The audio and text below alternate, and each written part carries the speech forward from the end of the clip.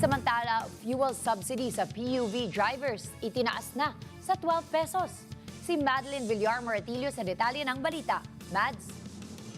Yes, Gianna, inanunsyo ng Executive Secretary Ralph Recto na simula sa Agosto 15, itataas na sa 12 pesos per liter ang fuel subsidy para sa mga PUV driver. Sa kasalukuyan, 10 pesos per liter ang diskwento na ibinibigay sa mga PUV driver sa mga gasolinhan sa ilalim ng fuel subsidy program. Kapag natupad ito, aabot sa 1,800 pesos kada linggo ang mapapakinabangan ng mga driver. Kahapon nagpulong si Recto kasama ang matalihim ng gabinete para pag-usapan ang patuloy na epekto ng pensyon sa gitnang silangan. Madeline Villar Moratillo para sa Mata ng Agila. Matatag, matapang, matapat. Maraming salamat, Madeline Villar Moratillo.